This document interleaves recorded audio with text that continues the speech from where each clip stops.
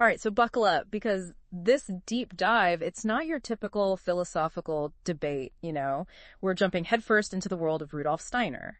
And he wasn't just some thinker content with pondering the spiritual from afar. Oh no. Steiner claimed he could actually experience it directly. Like, actively explore it. Can you imagine mapping out completely uncharted territories, but instead of some physical landscape, it's the hidden dimensions of reality he's after? And what makes Steiner even more fascinating, at least to me, is the time period we're talking about here. The late 19th, early 20th century. This was an era, right, completely enthralled by scientific materialism, Darwin, the Industrial Revolution. The whole 9 yards. Exactly. And in the midst of all that, you have Steiner blending rigorous scientific inquiry with these, well, almost mystical experiences. It makes you wonder, how did he bridge those two worlds? Talk about straddling two completely different paradigms. And you know what really adds another layer to this whole thing? What's that? Our main source, the text we're diving into for this deep dive, it's written by someone who actually knew Steiner personally. Oh, wow. Talk about insider knowledge. Right. That's like striking gold for us. We get this almost voyeuristic peek into the past, seeing Steiner not just as some renowned philosopher, but as a real, living, breathing person. And the thing is, when you dig into his early life, you start to see how this whole intricate tapestry of science and spirituality, it wasn't just some intellectual exercise for him. It was woven into the fabric of his experiences, right from childhood. So walk us through this. What was so unique about Steiner's childhood that might have set him on this, let's be honest, unconventional path? All right, so picture this. Austria, 1861. Little Rudolf Steiner, even as a child, wasn't just observing the world around him. He was having these profound, almost mystical experiences. Like, imagine sensing this, what he called divine element, radiating from people. Almost like he could see beyond the physical. Exactly. That's incredible, especially for a kid. I mean, most of us at that age, we're just trying to figure out our favorite cartoon. Were there any specific moments, anything that stands out that might have influenced these perceptions? Well, there's this one story about a teenage Steiner. He meets this herbalist, someone with this uncanny understanding of plants. But it wasn't just about knowing their names or their uses. This herbalist claimed he could actually perceive their etheric bodies. Hold on, they're what? Their etheric bodies. These unseen energy fields that animate living things. Like seeing a plant's aura, but with a depth that goes way beyond just colors. Steiner described it as this web of forces connecting everything in the universe. Okay, whoa. Seeing the energy of plants, that must have blown young Steiner's mind. It's pretty wild to think about. It is. So, was this it then? Did he just completely abandon science in favor of mysticism? Well, that's the thing about Steiner. He was never one to completely reject one thing for another. He was deeply fascinated by both science and mysticism. Devoured scientific texts, delved into math and chemistry, all while exploring these mystical experiences. Yes, he was searching for some sort of unified theory of reality that could somehow encompass both the seen and the unseen. That's a great way to put it. It's like he saw scientific materialism as this, this imposing dragon guarding the secrets of true knowledge. Okay, I like where you're going with this. And to unlock those secrets, you had to understand the dragon. Maybe even conquer it on its own terms. That's a spot-on analogy, and it actually comes from one of Steiner's own quotes, where he talks about needing to penetrate the dragon's skin to truly comprehend it. Oh, wow. Yeah. And this is where his deep dive into Darwinism, specifically through the work of Ernst Haeckel, a really prominent Darwinist, becomes super fascinating. Wait, hold on. So he's immersing himself in Darwinism, a theory that to surface seems to contradict his spiritual leanings. What was he trying to achieve by doing that?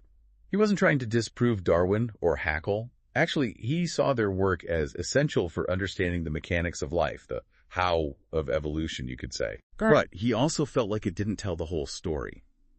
Science, for Steiner, could explain the process, but not necessarily the origin, the driving force behind it all.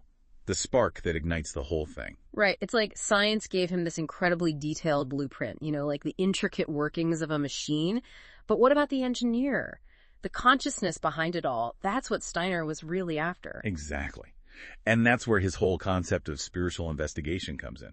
He believed that to truly grasp this deeper level of reality, we needed to develop entirely new faculties of perception. Like completely new ways of knowing. So not just upgrading our existing senses, but developing entirely new ones. It's almost like imagine needing a new sense to perceive a new dimension. You're not abandoning the senses you have, but you're going beyond them. Okay, so If traditional science, at least according to Steiner, wasn't enough, how did he propose we tap into this expanded consciousness? What were his methods? Well, he outlined this three-stage path of inner development: probation, enlightenment, and initiation. And I think it's important to note here, Steiner was adamant that these stages, they weren't just about intellectually grasping some new information. It was about a complete transformation of your being. So less about accumulating facts and more about like a complete personal overhaul. You could say that, yeah. All right, so break it down for us. What did each of these stages actually involve? Sure, so they build on each other. Probation, that's the first stage. That was all about rigorous self-development, but not just in the intellectual sense. Steiner really emphasized emotional and ethical development as well. So it wasn't enough to just read all the books. You had to actually embody the principles. Exactly. It involved cultivating this deep sense of reverence, learning how to master your own thoughts and reactions, becoming a truly active listener. Wow, it's like fine-tuning a musical instrument to perfection before even attempting to play it. That's a great analogy. So that's probation, laying the groundwork. What about enlightenment then? What did that entail? This is where things get really interesting. Steiner described these very specific exercises, and they often involved really ordinary everyday objects: a crystal, a plant, even an animal. All right. The aim: to awaken what he called spiritual vision, essentially the ability to perceive colors, energies, forces, things that are usually completely hidden from our normal everyday senses. So not like suddenly having X-ray vision, but more about developing this different kind of sight, this inner sight. You got it. Imagine being able to perceive the life force flowing through a tree, or the subtle energies radiating from a crystal. He really believed that everyone had this capacity within them, but was often dormant, undeveloped. So these exercises were about activating that potential. Fascinating. And then there's initiation. What did Steiner have to say about that final stage? Initiation was definitely the most advanced stage.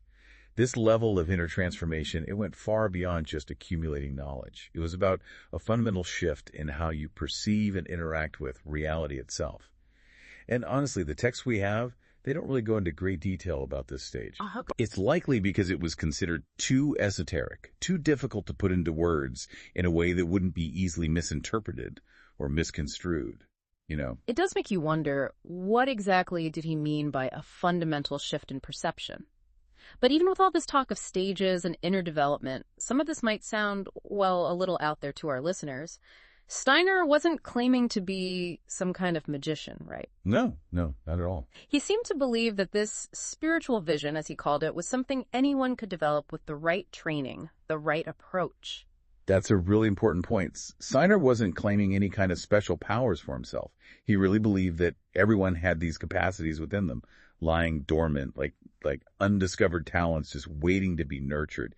His methods were about this systematic, almost scientific approach to unlocking those inner abilities. So less about magic and more about methodical inner work. Exactly. And he repeatedly emphasizes patience, perseverance.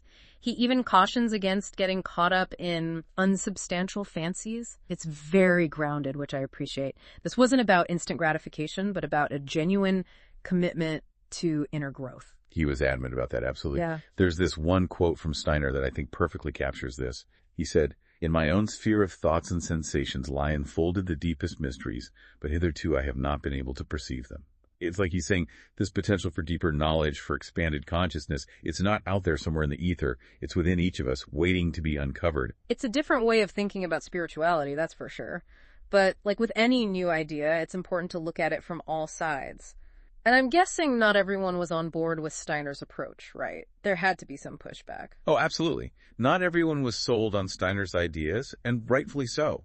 Some of the criticism raises valid points, for sure. Like what?